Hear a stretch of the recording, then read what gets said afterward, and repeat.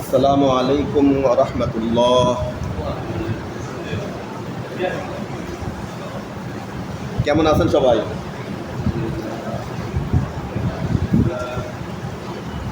ইন্নাল হামদালিল্লাহ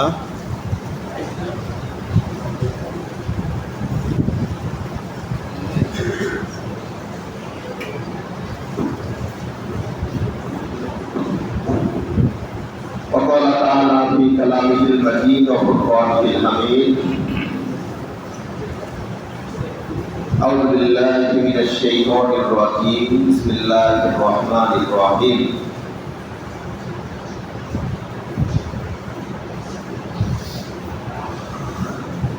لقد كان لكم في رسول الله أسوة حسنة وقال تعالى في آية أخرى ما آتاكم الرسول فخذوا وما نهاكم عنه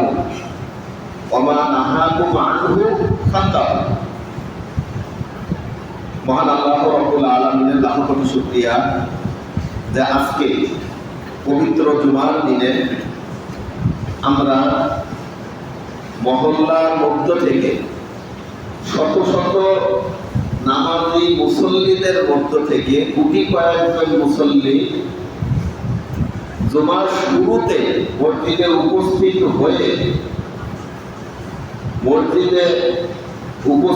হয়ে আলোচনা শোনার উদ্দেশ্যে বসতে পেরেছি। এজন্য সবাই শুকরিয়া আদায় করি, সবাই বলে আলহামদুলিল্লাহ। আরো সামনে আমাদের নামাজ রয়েছে, এই নামাজটা যেন আমরা সুন্দরভাবে পড়তে পারি, আদায় করতে পারি, সেজন্য বলি সবাই আমিন। আজকে আমি আপনাদের সামনে উপস্থিত হয়েছি সকাল 10টা সাড়ে 9টার দিকে। আমাদের খনিজ সাহেব ফোন দিয়ে আমাকে দায়িত্ব দিয়েছে, উনি একটু ব্যস্ত আছে। যতটুকু প্রস্তুতি গ্রহণ করতে পেরেছি, আমার জন্য দোয়া করবেন। যে কথাগুলো আমি বলবো সেটা যেন কোরআন হাদিসের বাইরে না যায়, ব্যাখ্যাগুলো আমি যেন সঠিকভাবে উপস্থাপন করতে পারি, এবং যেই কথাগুলো বলবো সেটা যেন আমার জীবনেও কাজে লাগে এবং আপনাদেরও কাজে লাগে। আল্লাহর কাছে দোয়া করবেন, পারবেন না? এটা নিয়ম, মজলিসে বসার নিয়ম। এর আগে বলছি, আবার বলছি, মজলিসে বসার নিয়ম হচ্ছে যে বক্তার জন্য দোয়া করব, তার মধ্যে এমন এমন কথা বলে বের করেন আল্লাহ যাতে আমাদের কাজে লাগে এবং বক্তা নিজেরও কাজে লাগে, তাই তো? ছোট হোক বড় হোক সবার জন্য দোয়া করবেন। মহান আল্লাহ রাব্বুল আলামিনের কাছে আবার শুকরিয়া আদায় করি, তিনি আমাদেরকে জীবিত রেখেছেন। মৃত্যু যদি এসে যায় তাহলে কি আর আমাদের কিছু করার ক্ষমতা থাকবে? এর কথা বলবেন। এটা ক্লাস, মনে করবেন ক্লাস হচ্ছে একটা, ঘুমানোর সুযোগ দেব না ইনশাআল্লাহ। মৃত্যু যদি এসে যায় তাহলে আমাদের আর কোনো সুযোগ থাকবে না, তাই না? কাজেই মৃত্যু যে এখনো আসেনি, আল্লাহ তাআলা আমাদেরকে সুযোগ দিয়েছেন ইবাদত করা। আমরা একবার সুবহানাল্লাহ বলতে পারছি। নামাজ কায়েম তার একটা বিধান। নামাজ, এই নামাজটা কায়েম করার উদ্দেশ্যে মসজিদে আসতে পেরেছি, ঠিক আছে? এই জন্য শুকরিয়া আদায় করার দরকার। মনে মনে সবাই শুকরিয়া আদায় করি আলহামদুলিল্লাহ, তাই না? প্রত্যেকটা বিষয়ে মহান আল্লাহ তাআলার কাছে হিসেব দেওয়া লাগবে। আমরা যে নিয়ামতের শুকরিয়া আদায় করলাম, এই শুকরিয়াটা আদায় না করলেও হিসাব দেওয়া লাগবে। সুম্মা লাতুসআলুন্না ইয়াওমা ইযিন আনিন নাঈম। মহান আল্লাহ তাআলা কিয়ামতের দিন তার প্রত্যেকটা নিয়ামত, তিনি যে বিষয়গুলো পেয়েছেন, আপনাকে যে অনুগ্রহ করেছেন, তার প্রত্যেকটা বিষয়ে আপনাকে প্রশ্ন করবেন, আমাকে প্রশ্ন করবে। আমি যে তোমাকে এই নিয়ামতটা দিয়েছিলাম, তুমি তার শুকরিয়া আদায় করেছো কিনা, তুমি তার হক আদায় করেছো কিনা, ঠিক না? ঠিক না? এই প্রশ্নের উত্তর আমরা কি দেব? এই প্রশ্নের উত্তর দেওয়ার জন্য আমাদের প্রস্তুতি হতে হবে, আমার মধ্যে আসতে হবে, না আসলে হবে না। কি আসতে হবে একটা জিনিস খেয়াল করেন, মনে করেন এটা অবশ্য ভাঁজ হয়ে আছে, সোজা যদি রাখি তাহলে ওই ফ্যানের বাতাসে ঢিলে পড়বে, তাই তো? ঢিলে পড়বে না, একটু ফু দিলে গাছ হয়ে যাবে। এই সোজা কাগজটা যদি আমি এরকম দুমড়ে মুছড়ে বেঁকিয়ে এরকম পাইপ করে রাখি, এই হালকা বাতাসে কি দেখানো সম্ভব? অত সোজা আমাদের হওয়া চলবে না। এটা আমি এটা বোঝানোর জন্য বলছি যে খুবই সহজ সরল মানুষ না, খুবই সহজ সরল মানুষ হতে হবে কোন ক্ষেত্রে? একমাত্র মহান আল্লাহ তাআলার বিধান যেখানে আছে সেখানে আমি সহজ সরল, এর সাথে কোনো কম্প্রোমাইজ নাই। সেই জন্য তো আপনাকে জানতে হবে, আমাকে জানতে হবে। আমি যদি না জানি তাহলে শয়তান এসে কি করবে? আমাকে একটা ধোঁকা দেবে, ওই ফু দেওয়ার মতো, এই সুদা সরল কাগজের মতো আমি বেরিয়ে পড়ব, লাভ হলো শয়তানের ধোঁকায় পড়ে যাবো না। এই কারণে আমাদের একটু জ্ঞান সম্পন্ন হতে হবে এবং মহান আল্লাহ তাআলার বিধানের বাইরে যদি কিছু আছে সেখানে কোনো কম্প্রোমাইজ, কোনো ছাড় চলবে না। মুসলমান ইহুয়াল গর্দান নেহাদান, আল্লাহর প্রত্যেকটা হুকুম আহকামের কাছে আমরা মাথা পেতে দেব, পারবো না? পারবো তো? সেই জন্য তো আমাদের জানতে হবে, জানা দরকার না? এই কারণে জানতে হলে কি করতে হবে সেটা বললাম। জানতে হলে আমাদের একটু অগ্রসর হতে হবে, পড়াশুনো করতে হবে। পড়াশুনোর বাইরে কিচ্ছু নাই। আল্লাহ তাআলা পবিত্র কোরআনে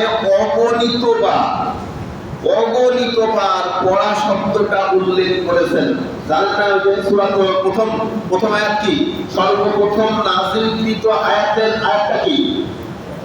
ইকরা বিসমি রাব্বিকাল্লাযী খলাক, তাই তো? ইকরা অর্থাৎ পড়ো, কার নামে? তোমার প্রভুর নামে। সর্বপ্রথম আল্লাহ তাআলা পড়ার কথাই বলেছেন, তাই তো? আচ্ছা, কিয়ামতের সময় আল্লাহ তাআলা একইভাবে আপনাকে প্রশ্ন করবেন, বলবেন ইকরা কিতাবাকা কাফা বিনাফসিকা আল ইয়াওমা আলাইকা হাসিব। আমার আমলনামা, আপনার আমলনামা আপনার কাছে আমার কাছে দিয়ে বলবে যে পড়ো তোমার আমলনামা, আজকে তোমার হিসাবের জন্য তুমিই যথেষ্ট, অন্য কারণ লাগবে না। পড়ার গুরুত্ব আছে না? কাজে আমাদের জানতে হবে, জানার বিকল্প নাই, জানার বিকল্প নাই। কাজে আমার জন্য দোয়া করবেন। আমি যে একটা কথা বলেছি এবং কথা বলার জন্য আপনাদের সামনে উপস্থিত হয়েছি, আমি যেন পয়েন্ট আকারে নির্দিষ্ট সময়ের মধ্যে যথাযথভাবে উপস্থাপন করতে পারি, হক আদায় করে। হক আদায় করে মানে কি? এই যে সিগারে বসার তৌফিক আল্লাহ তাআলা আজকে দিয়েছেন, এর হক আদায় করতে হবে না? তেল মারা কথাবার্তা বললে তো হক আদায় হবে না, পিছলে কথাবার্তা বললে হক আদায় হবে না। হক আদায় করে আমি যেন কথা বলতে পারি সেইগুলো আমার জন্য করবেন, ফি আমানিল্লাহ। আজকে আমি যে বিষয়ে আপনাদের সামনে কথা বলবো, আমাদের আল্লাহ তাআলার সাথে সম্পর্ক স্থাপন করতে গেলে আমাদের চরিত্রটা গঠন করা দরকার। আমাদের চরিত্রবান হতে হবে। আমরা যদি চরিত্রবান না হই তাহলে কি?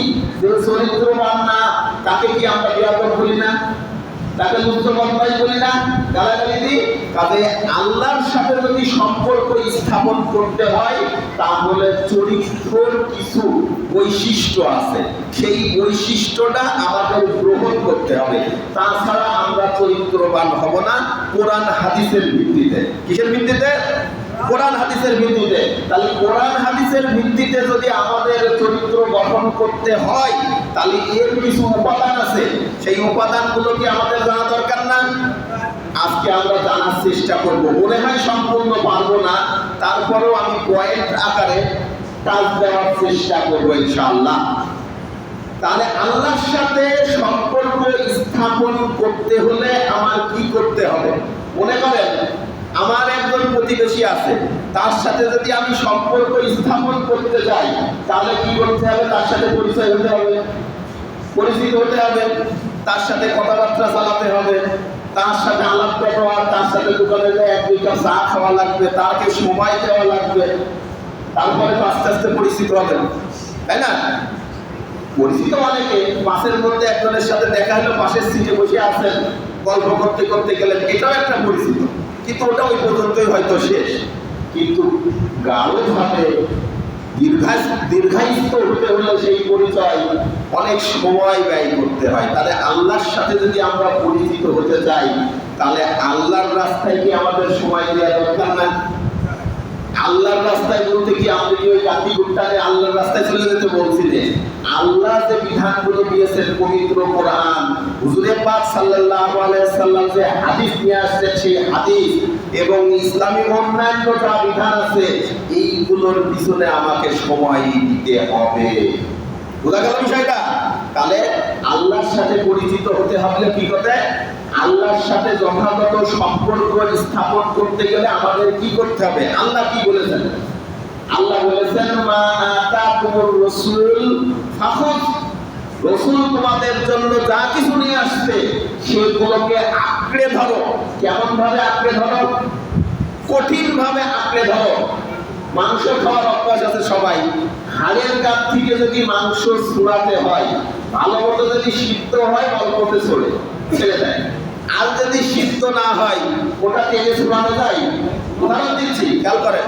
হাড়ের কাছ থেকে মাংস যেমন ছাড়ানো কষ্ট, অনেক কষ্টের বিষয়, তেমন ভাবে আঁকড়ে ধরার নির্দেশ মহান আল্লাহ তাআলা দিয়েছেন।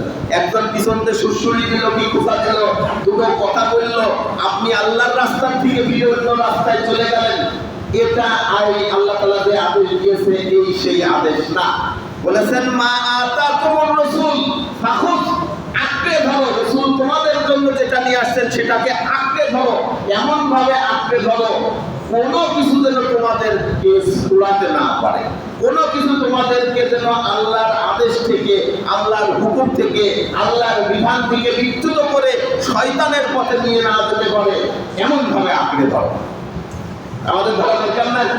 তাহলে আল্লাহর সাথে সম্পর্ক করতে গেলে আল্লাহর যে বিধানগুলো আছে সেই বিধানগুলো আমাদের আঁকড়ে ধরতে হবে। কি করতে হবে? আঁকড়ে ধরতে হবে, কথা বলতে হবে, এমন ভাবে আঁকড়ে ধরতে হবে যাতে ছুটে না যায়। 1 নম্বর পয়েন্ট। 2 নম্বর পয়েন্টে আল্লাহ তাআলা বলেছেন, ওয়ামা নাহাকুম আনহু। এবং রাসূল সাল্লাল্লাহু আলাইহি সাল্লাম তোমাদেরকে যেটা নিষেধ করেছেন, ফান্তাহু, সেটা ত্যাগ করো। সেটা ত্যাগ করো। কেমন ভাবে ত্যাগ করতে হবে? তার প্রতি আর কোনো মায়া, দয়া, মহাব্বত কিছুই থাকা যাবে না, এমন ভাবে ত্যাগ করতে হবে। আপনি একটা সম্পর্ক ত্যাগ করবেন, এটা আল্লাহ এবং আল্লাহর রাসূলের উদ্দেশ্য হতে হবে। এমন ভাবে ত্যাগ করবেন যদি ওখানে আপনার মিলমিশ না হয়, এমন ভাবে ত্যাগ করতে হবে যার জন্য আপনার দুঃখ কষ্ট কিছুই পাওয়া চলবে না। ঠিক আছে? ওইদিকে কোনো কিছুই থাকবে না, এমন ভাবে ত্যাগ করতে হবে। আল্লাহ তাআলা যেমন মনে করেন, একটা উদাহরণ দিই। আল্লাহ তাআলা বলেছেন, হুররিমাত আলাইকুমুল মাইতাতু ওয়াদ-দাম ওয়া লাহমাল খিনজির। তোমাদের জন্য হারাম করা হয়েছে জোরে নির্গত প্রবাহিত রক্ত এবং মৃত প্রাণী এবং শূকরের মাংস। এটা আমরা ত্যাগ করি না? মৃত কোনো প্রাণী আমরা খাই না। রক্ত খাই না। শূকরের মাংস খাই না। এটা যেমন আমরা ঘৃণা করি, রাসূল সাল্লাল্লাহু আলাইহি সাল্লাম যা কিছু নিষেধ করেছেন প্রত্যেকটা কাজ আমাকে ওইভাবে ঘৃণা করতে হবে, প্রত্যেকটা কাজ আমাকে ওইভাবে ছেড়ে দিতে হবে। তাছাড়া আল্লাহর সাথে সম্পর্ক স্থাপন করা সম্ভব হবে না। বোঝা যাচ্ছে? আমার কথা বোঝা যাচ্ছে? বুঝতে কোনো অসুবিধা হচ্ছে? তাহলে আমাদের চরিত্র গঠনের জন্য আমরা কি করব?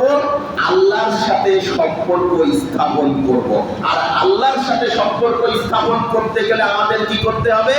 আল্লাহ তাআলা যে আদেশ দিয়েছেন সেটা আমার শিরোধার্য, সেটা আমি মানতে বাধ্য। এমন ভাবে আঁকড়ে ধরবো যাতে কোনোভাবেই কোনো ওয়াসওয়াসা, কোনো ধোঁকা, কোনো ক্ষমতার লালসা, কোনো ক্ষমতার ভয়, কোনো কমিটির ভয়, কোনো রক্তচক্ষুর ভয় আমাকে যেন তার থেকে নিষ্পা না হয়, এমন ভাবে আঁকড়ে ধরবো। আর যেটা নিষেধ করেছেন সেটা থেকে এমন ভাবে বিরত থাকবো, যত ক্ষতি হয়ে যাক, যত কিছু হয়ে যাক, আমি ওর থেকে বিরত থাকবো, কখনোই তার প্রতি মিল মোহাম্মত দিয়ে আসবো না। বোঝা গেল? ক্লিয়ার? একটু ক্লিয়ার তো? তাহলে আল্লাহ তাআলা যা নাযিল করেছেন, আদেশ দিয়েছেন, সেটা মানবো, নিষেধ করেছেন সেটা থেকে বিরত থাকবো। 1 নম্বর পয়েন্ট। ঠিক আছে? 2 নম্বর পয়েন্টে আসি। মৌলিক ইবাদত, মহান আল্লাহ তাআলা যে মৌলিক ইবাদতগুলো আমাদের দিয়েছেন, সেই ইবাদতগুলো আমরা পুঙ্খানুপুঙ্খানুরূপে পালন করব। আল্লাহ তাআলা মৌলিক ইবাদত কি দিয়েছেন? আল্লাহ তাআলা বলেছেন, আকিমুস সালাত ওয়া আতুজ যাকাত, নামাজ কায়েম করো, যাকাত আদায় করো, বলেছেন না? তাহলে আল্লাহ তাআলার দুটো বিধান দেখেন, এইটা মৌলিক বিধান। আল্লাহ তাআলার যত আদেশ দিয়েছেন, আমরুল বিল মারুফ ওয়া নাহি আনিল মুনকার, সৎ কাজের আদেশ দাও, অসৎ কাজের নিষেধ করো, এটাও আল্লাহ তাআলার বিধান। কু আনফুসাকুম ওয়া আহলিকুম নারা, তোমার পরিবারকে, তোমার এলাকাকে, নিজেকে, সকলকে আল্লাহর আগুন থেকে বাঁচাও, এটাও আল্লাহ তাআলার আদেশ। কাজেই যত আদেশ আছে, যত নিষেধ আছে, সবকিছু থেকে আল্লাহ আমরা কি করব? আঁকড়ে ধরব। এটাই হচ্ছে আল্লাহ তাআলার সাথে সম্পর্ক রাখার 2 নম্বর মাধ্যম। খেয়াল করেন একটু কি হচ্ছে এদিকে, খেয়াল করেন যে আল্লাহ তাআলার সাথে সম্পর্ক তৈরি করতে গেলে প্রথমে কি করতে হবে আমাদের? রাসূলুল্লাহ সাল্লাল্লাহু আলাইহি ওয়াসাল্লাম যা নিয়ে আসছেন, যেভাবে নিয়ে আসছেন, সেটাকে আমাদের আঁকড়ে ধরতে হবে। যেটা নিষেধ করেছেন সেটা থেকে আমরা বিরত থাকবো। 2 নম্বর পয়েন্ট, আল্লাহ তাআলা যত বিধান নাযিল করেছেন, প্রত্যেকটা বিধানকে এমন ভাবে আঁকড়ে ধরবো আমাকে কেউ যেন বিচ্যুত করতে না পারে। আমরা মহান আল্লাহ তাআলা যেমন নামাজ আদায় করছি, তেমনি ভাবে আমরা যাকাত আদায় করব, তেমনি ভাবে সৎ পথে লোকদেরকে দাওয়াত দেব, তেমনি ভাবে কোনো যদি অন্যায় হয় সেই অন্যায় কাজ থেকে আমরা বিরত রাখার চেষ্টা করব, তেমনি ভাবে আমার পরিবারকে, আমার নিজেকে, আমার সমাজকে, আমার রাষ্ট্রকে আল্লাহর আগুন থেকে বাঁচানোর জন্য চেষ্টা করব। যত আদেশ, যত নিষেধ মহান আল্লাহ তাআলা করেছেন, সকল কিছু আমি মেনে চলব। এটাই আল্লাহ তাআলার সাথে সম্পর্ক রাখার মাধ্যম। তাহলে আমার চরিত্র গঠন করতে গেলে কি করতে হবে? রাসূলকে অনুসরণ করতে হবে, রাসূল যা নিষেধ করেছেন সেগুলোকে আমার বিরত থাকতে হবে। আল্লাহর মৌলিক ইবাদতগুলো দিয়েছেন, সেই ইবাদতগুলো পুঙ্খানুপুঙ্খানুরূপে পালন করতে হবে।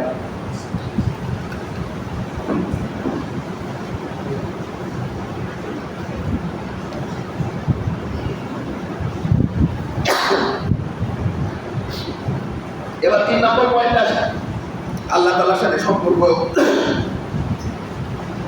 রাখতে গেলে কাফি হতো। 3 নম্বর পয়েন্টে কোরআন এবং হাদিস, আল্লাহ তাআলা যেটা নাযিল করেছেন কোরআন এবং হুজুরে পাক সাল্লাল্লাহু আলাইহি সাল্লাম থেকে যেটা আসছে হাদিস শরীফ, এটাকে সরাসরি অধ্যয়ন করতে হবে। কি করতে হবে? পড়তে হবে। কি করতে হবে? উত্তর দেন না, কথা বলেন। পড়তে হবে, না পড়ে উপায় নেই। কোরআন পড়ার বিধানটা কি? গত শুক্রবার এই মাহফিলে যারা ছিলেন, আমাদের হুজুরও কিন্তু বলেছিলেন, কোরআনটার বিধান হচ্ছে 4টা, কোরআনটার হুকুম হচ্ছে 4টা। কি কি? একটা হচ্ছে পড়তে হবে। 1 নম্বর কি? পড়তে হবে। মুখস্থ করেন, দরকার আছে মুখস্থ করেন। কোরআনের প্রথম বিধান কি? পড়তে হবে। 2 নম্বর বিধান অর্থ বুঝতে হবে। 2 নম্বর বিধান অর্থ বুঝতে হবে। 3 নম্বর বিধান ওই অর্থ অনুযায়ী আমল করতে হবে, ওই অর্থ অনুযায়ী আমল করতে হবে। 4 নম্বর বিধান, যে আদেশগুলো আল্লাহ তাআলা ওর মধ্যে দিয়েছেন, কোরআনের মধ্যে দিয়েছেন, ওইগুলো সমাজে প্রতিষ্ঠা করতে হবে। 4 নম্বর কি? যে আদেশগুলো আল্লাহ তাআলা দিয়েছেন ওইগুলো সমাজে প্রতিষ্ঠা করতে হবে, যেই নিষেধগুলো করেছেন সেইগুলো সমাজ থেকে দূর করতে হবে। এটা আপনার পরে ফরজ, আল্লাহ তাআলা ফরজ বিধান করে দিয়েছেন। মানতে পারবো না আমরা? মানছি না তো, এত কথা শুনি আমরা, মানি, আসলে মানা দরকার। তাহলে কোরআন এবং হাদিস যদি আমি সরাসরি অধ্যয়ন না করি, তাহলে আল্লাহর সাথে আমার সম্পর্ক থাকছে না, আমার চরিত্র আমি গঠন করতে পারছি না। বিষয়টা খেয়াল রাখতে হবে। আমাদের অনেকেই আছে কোরআন তেলাওয়াত করে থাকেন, কিন্তু হাদিস নিয়ে নাড়াচাড়া করা ব্যক্তির খুবই অভাব আমাদের সমাজে। হাদিসের এত ব্যাপকতা রয়েছে, কোরআনের ব্যাখ্যা এত সুন্দর বিষয়, এটা নিয়ে আমাদের আলেম সমাজও খুব নাড়াচাড়া কম করে, আর সাধারণ লোকজন তো নড়াচড়া করেই না। হাদিসের কিতাব কিনবেন, মোবাইলে অ্যাপস চালাবেন, সুন্দর সুন্দর হাদিসগুলো তেলাওয়াত করবেন, পড়বেন। আরবি না পারেন পড়ার চেষ্টা করবেন, অন্তত বাংলাটা পড়ার চেষ্টা করবেন। আরবিও পড়া শিখতে হবে। কোরআন পড়তে পারে, আরবি হাদিসের এবারেও পড়তে পারবেন, চেষ্টা করবেন। চেষ্টা করতে পারি না আমরা সবাই? আমাদের চরিত্র গঠন, আল্লাহ তাআলা বলেছেন আপনি যদি এই কাজগুলো না করেন আল্লাহর সাথে আপনার সম্পর্ক থাকবে না, আপনি নৈতিক চরিত্র গঠন করতে পারবেন না, অর্থাৎ আপনি চরিত্রবান না। এই কারণে আমাদের চরিত্র গঠনের জন্য এই কাজগুলো দরকার। এই কাজগুলো দরকার। কি কি বললাম আবার বলি, রাসূলুল্লাহ সাল্লাল্লাহু আলাইহি ওয়াসাল্লাম যা কিছু নিয়ে আসছেন আমাদের সেটা আঁকড়ে ধরতে হবে, এবং যা কিছু নিষেধ করেছেন সেটা থেকে বিরত থাকতে হবে। 2 নম্বর, মৌলিক ইবাদতগুলো, মহান আল্লাহ তাআলা যে মৌলিক ইবাদতগুলো আমাদের উপরে চাপিয়ে দিয়েছেন, নামাজ পড়ো, রোজা রাখো, হজ যাকাত দাও, হজ করো, এবং আরো সৎ কাজের আদেশ দাও, অসৎ কাজ থেকে নিষেধ করো, তোমার পরিবারকে তুমি আগুন থেকে বাঁচাও, নিজেকে আগুন থেকে বাঁচাও, সমাজকে আগুন থেকে বাঁচাও, সকল যে বিধানগুলো দিয়েছেন সবগুলো আমাকে পুঙ্খানুপুঙ্খানুরূপে মানতে হবে এবং সমাজে প্রতিষ্ঠা করতে হবে। এটা হচ্ছে মৌলিক বিধান। 3 নম্বর, কোরআন এবং হাদিস সরাসরি অধ্যয়ন করতে হবে। আমাদের কাজ হচ্ছে, অনেকেই আছে আমরা খালি হুজুরদের মুখে শুনেই চুপচাপ থাকি। অনেকেই তো আছেন, সত্যি কথা বলতে কি, হয়তোবা আগামী 7 দিন বা আগামী জুম্মা পর্যন্ত 1 লাইন কোরআন শরীফ পড়বেন কিনা এখানে উপস্থিত আছে অনেকে, তার কোনো ঠিক নাই। একটা হাদিস পড়বেন কিনা তার কোনো ঠিক নাই। একটা ইসলামিক কথা বা কোনো কিছু ওয়াজ শুনবেন কিনা তার কোনো ঠিক নাই। এমন অনেকেই থাকতে পারেন। আবার অনেকেই আছেন 5 ওয়াক্ত নামাজ পড়ছেন, নিয়মিত কোরআন তেলাওয়াত করছেন, হাদিস তেলাওয়াত করছেন, আলহামদুলিল্লাহ। আমরা যারা এখনো পিছিয়ে আসি, আমাদের চরিত্র গঠনের জন্য আমরা উঠে আসি, চেষ্টা করি, তাছাড়া আল্লাহর সাথে সম্পর্ক রাখা সম্ভব না। এই সম্পর্ক যদি না থাকে তাহলে কিয়ামতের দিন আমরা যে জান্নাত আশা করছি, আল্লাহ তাআলা যে বলেছেন আমাদের জান, আমাদের মাল সব কিছুর বিনিময়ে আল্লাহ তাআলা আমাকে জান্নাত দেবে, সেই জান্নাতটা আমরা আল্লাহ তাআলার কাছে আশা করব কিভাবে? আশা করতে পারবো? কথা বলেন, আশা করতে পারবো? আশা করা যাবে না। কাজে আমাদের চরিত্রবান হতে হবে। এবার থেকে আর কি বলেছেন? কোরআন এবং হাদিস সরাসরি অধ্যয়ন করতে হবে। 4 নম্বর পয়েন্ট। 5 নম্বর পয়েন্ট আসি, নফল ইবাদত বেশি বেশি করতে হবে। কি করতে হবে? নফল ইবাদত বেশি বেশি করতে হবে। নফল ইবাদত কি? নফল নামাজ আছে, নফল অনেক ইবাদত আছে। 24টা ঘন্টা আপনি নফল ইবাদতের মধ্যে থাকতে পারবেন। থাকা যায় না? উদাহরণ দেব, সবাই পাবো না। আচ্ছা যাই হোক, ওটা হালকা একটু বলছি। নফল যত ইবাদত আছে সকল ইবাদতে আপনাকে মনোযোগ দিতে হবে। যেমন মনে করেন, একটা উদাহরণ দিই, আমরা ফরজ নামাজ পড়ি তো, পড়ি না? যারা পড়েন না তারাও বলেন পড়বো ইনশাআল্লাহ, ঠিক আছে? 5 ওয়াক্ত নামাজ অবশ্যই পড়বো, এটা ছাড়া যাবে না। এই নামাজের মধ্যে যদি কোনো প্রকার কমতি হয়ে যায়, এই নামাজের মধ্যে যদি কোনো প্রকার ঘাটতি হয়ে যায়, আপনি রাত্রে উঠে যে তাহাজ্জুদ নামাজ পড়বেন, এটা নফল ইবাদত। নামাজের পরে, অনেক নামাজের পরে 2 রাকাত নফল ইবাদত আছে, এটা নফল ইবাদত। সালাতুত তাসবিহ আছে, আওয়াবিন আছে, মসজিদে দুখুলুল মসজিদ আছে, অনেক রকম নামাজ আছে। এই ইবাদতগুলো দিয়ে মহান আল্লাহ তাআলা আপনার ওই ফরজ বিধানের যে ঘাটতি ছিল সেইগুলো পূর্ণ করবেন। সুবহানাল্লাহ বলেন। তাহলে আমরা কি করতে পারি না? বুঝতে পারছেন? কিয়ামতের দিন মহান আল্লাহ তাআলা যদি ইচ্ছা করেন আপনার কোনটি ফরজ ইবাদতের ঘাটতি ওই নফল ইবাদতে করে দিতে পারেন। সুবহানাল্লাহ। কাজেই নফল ইবাদত আমরা বেশি বেশি করার চেষ্টা করব। গেল কয়টা পয়েন্ট? আমার বলবো ইনশাআল্লাহ। এরপরে আসি তার পরের নম্বর পয়েন্ট, 6 নম্বর পয়েন্টে কি বলে? সার্বক্ষণিক মহান আল্লাহ তাআলার স্মরণে থাকতে হবে। ওয়ালা যিকরুল্লাহি আকবার। আল্লাহ তাআলার স্মরণটাই হচ্ছে সবচাইতে বড় স্মরণ। আল্লাহ তাআলার জিকিরটাই হচ্ছে সবচাইতে বড় জিকির। আমরা হাঁটতে ফিরতে সর্ব অবস্থায় আল্লাহ তাআলার স্মরণে থাকতে হবে। হাদিসে আসছে যে অবস্থায় আপনি মৃত্যুবরণ করবেন, কোন অবস্থায়, যেই অবস্থায় আপনার জিহ্বাটা যেই অবস্থায় ছিল, আপনার জিহ্বাটা যদি কালেমা পড়া অবস্থায় থাকে, আপনার জিহ্বাটা যদি কাউকে বকাবদ্ধ অবস্থায় থাকে, মুখ খারাপ অবস্থায় থাকে, ওই যেই অবস্থায় গেছেন ওই অবস্থায় মহান আল্লাহ তাআলা কিয়ামতের দিন আপনাকে তুলবে। আপনার মধ্যে আল্লাহ তাআলা যদি কালেমা বের করা অবস্থায় মৃত্যুবরণ করে, আপনি কালেমা পড়তে পড়তেই হাসরের ময়দানে উঠবেন। আপনি যদি কাউকে বকাবাদ্য গালাগালি দিতে দিতে মৃত্যুবরণ করেন, খারাপ কাজ করতে করতে মৃত্যুবরণ করেন, আপনাকে কিয়ামতের দিন ওই অবস্থায় আল্লাহ তাআলা তুলবে। বুঝলেন? বুঝা গেল? কাজেই আমাদের খারাপ পথে যাওয়া যাবে না, কোনো সুযোগ নাই। খারাপ পথে গেলে কার কখন মৃত্যু আছে আপনি জানেন? আপনার মৃত্যু কখন আমি জানি। আমি এই যে মেম্বারে বসছি, এই মেম্বার থেকে নামতে পারবো কিনা তার কোনো গ্যারান্টি নেই। একবার হা করেছি, এই হাটা বন্ধ করতে পারবো কিনা তারও কোনো গ্যারান্টি নাই। ঠিক আছে? কিন্তু এত কাছেই সার্বক্ষণিক আল্লাহর স্মরণে থাকতে হবে। আমি যদি আল্লাহর স্মরণে থাকি, ওই অবস্থায় যদি আমার মৃত্যু হয়, তাহলে মহান আল্লাহ তাআলার দরবারে আমি ওই অবস্থায় উঠতে পারবো। সুবহানাল্লাহ বলেন, সুবহানাল্লাহ করে। কাজেই আমার সার্বক্ষণিক মহান আল্লাহ তাআলার স্মরণে থাকতে হবে, এর বাইরে কিন্তু যাওয়া যাবে না। যাওয়া যাবে না।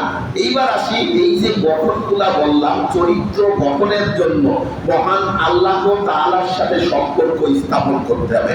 এক নম্বরে কি, আল্লাহ তাআলা রাসূল সাল্লাল্লাহু আলাইহি সাল্লামের মাধ্যমে যা কিছু পাঠিয়েছেন সব কিছু পুঙ্খানুপুঙ্খানুরূপে আঁকড়ে ধরতে হবে। যা কিছু নিষেধ করেছেন সেইগুলা ত্যাগ করতে হবে। দুই নম্বর বলছিলাম, আল্লাহ তাআলা যে মৌলিক বিধানগুলো নাযিল করেছেন, যত বিধান আছে পবিত্র কোরআনে, প্রত্যেকটা বিধানকে নিজে মানতে হবে এবং সমাজে প্রতিষ্ঠা করার চেষ্টা করতে হবে। তিন নম্বর বিধান, পবিত্র কোরআন এবং হাদিস সরাসরি অধ্যয়ন করতে হবে, নিজে পড়তে হবে এবং কোরআন কি করতে হবে, হাদিস কি করতে হবে, পড়তে হবে, বুঝতে হবে, নিজে মানতে হবে, সমাজে প্রতিষ্ঠা করতে হবে। বসে থাকার সময় নাই, মুসলমানদের বসে থাকার সময় নাই। আপনাকে পড়তে বলেছেন আল্লাহ তাআলা, আমাকে পড়তে বলেছেন, কাউকে নির্দিষ্ট করে দেয়নি, সবাইকে যারা ফরজ করে দিয়েছেন। আপনি জানলেন না, আপনার ফরজিয়াতটা বাদ থেকে গেল, আরেকজন জানলো, তার ফরজিয়াতটা আদায় হয়ে গেল।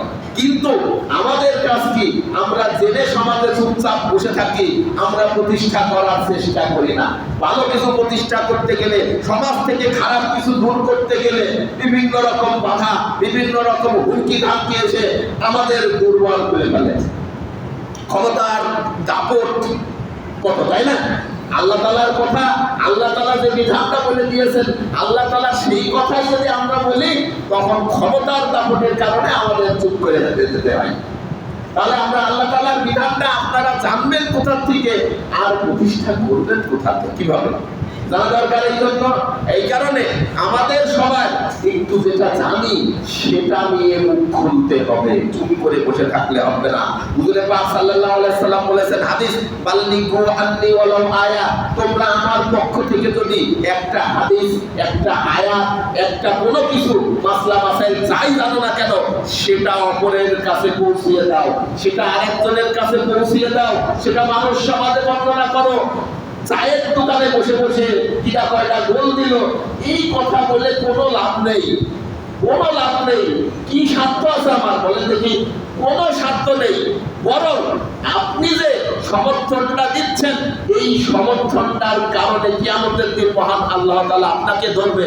কাকে সমর্থন করেছিলেন, কি জাতীয় বিষয়ে সমর্থন করেছিলেন? জোর করে ভাসছে, এমন কোনো আকাম নেই, বিশ্বকালে হয় না। আর সেটা নিয়ে আমরা এত মাতামাতি, কি মাতামাতি! সমর্থন দিতে গেলে খুব সাবধান, খুব সাবধান। ভালো লাগে হয়তো দেখতে, কিন্তু খুব খারাপ জিনিস, একটু খেয়াল করবেন বিষয়টা। তো যাই হোক, এটা নিয়ে অত মাতামাতি করা যাবে না।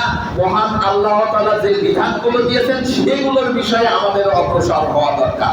আপনার সন্তান যদি যে কথাগুলো বললাম, আল্লাহ তাআলা যা বিধান নাযিল করেছেন সেগুলো আঁকড়ে ধরতেন এবং যা নিষেধ করেছেন সেগুলো ত্যাগ করতেন। পবিত্র কোরআনগুলো সঠিকভাবে বুঝে বুঝে আমল করতেন এবং সমাজে প্রতিষ্ঠা করার চেষ্টা করতেন। আল্লাহর মৌলিক ইবাদত নামাজটা যদি সঠিকভাবে আদায় করতেন, রোজা ঠিকভাবে রাখতেন, হজ করতেন, যাকাত দিতেন এবং নফল ইবাদত ঠিকমতো করতেন, সার্বক্ষণিক আল্লাহর স্মরণে থাকতেন, ওই সন্তানের দ্বারা কোনো সময় খারাপ কোনো পথে চলা কখনোই সম্ভব ছিল না। ওই সন্তানের দ্বারা কোনো সময় নেশা, গাঁজাখোর, ইয়াবাখোর হওয়ার সম্ভব ছিল না। ওই সন্তান কোনো সময় নেশা জাতীয় দ্রব্য বিক্রির সাথে জড়িত থাকতো না। ওই সন্তান কোনো সময় আল্লাহর আইন ছাড়া, আল্লাহর বিধান ছাড়া অন্য কোনো বিধান বাস্তবায়ন করার কাজও করতো না। অর্থাৎ নৈতিক চরিত্রবান যদি আপনি হন, আপনার সন্তানকে বানান, আপনি নিজেও হওয়ার চেষ্টা করেন। এই পথ ভিন্ন, অন্য কোনো পথে গেলে মুক্তি নাই, মুক্তি নাই, মুক্তি নাই। কারণ আপনার জানটা, আপনার মালটা আল্লাহ তাআলা কিনে নিয়েছেন কিসে? আপনি জান দেবেন, মাল দেবেন, আল্লাহ তাআলা জান রাখবেন। আপনি কি কোয়ালিটির জান দিচ্ছেন, কি কোয়ালিটির মাল দিচ্ছেন, সেটা আল্লাহ তাআলা পরীক্ষা না করে আপনাকে জান্নাত দিয়ে দেবে?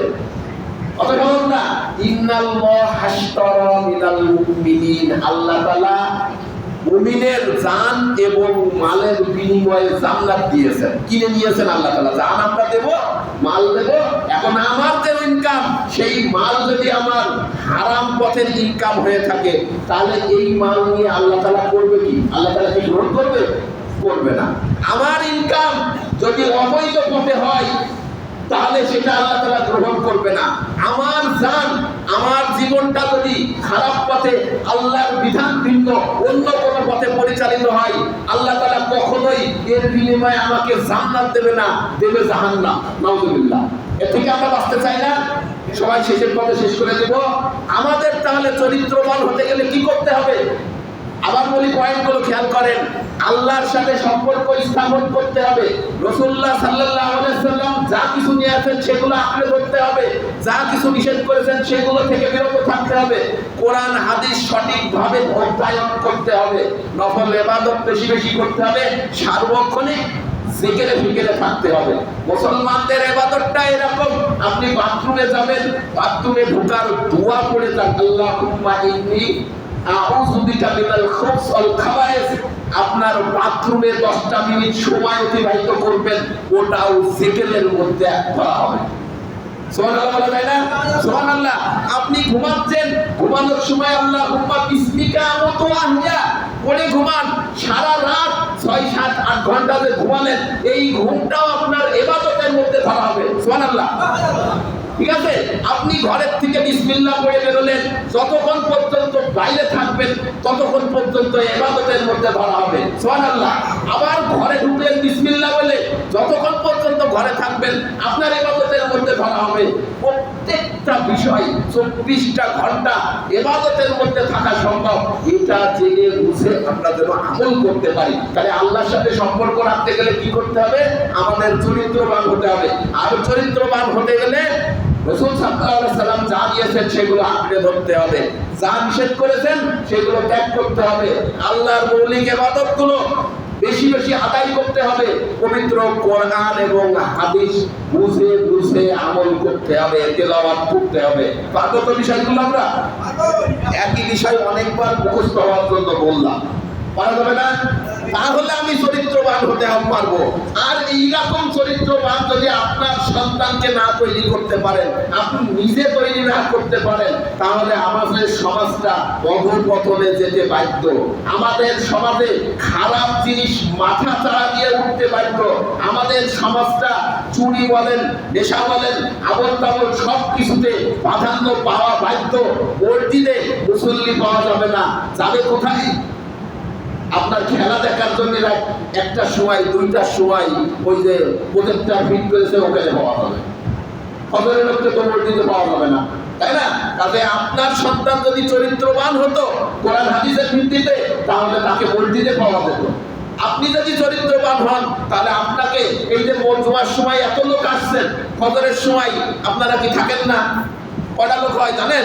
এই মসজিদের 1.5 কাতা। তা ওই যে বুড়োগুলো আসে সব তো আমার দাদা দাদা ওই করে বুড়ো করলাম, কিছু মনে করেন না, তারাই। ঠিক আছে, আর দুই একজন হয়তো আসলো এরকম, কেউ আসে না। অথচ এই যুবকরা, এই মুরব্বীরা রাত জেগে জেগে খেলা দেখছে, এর হিসাব আল্লাহ তাআলা নেবে।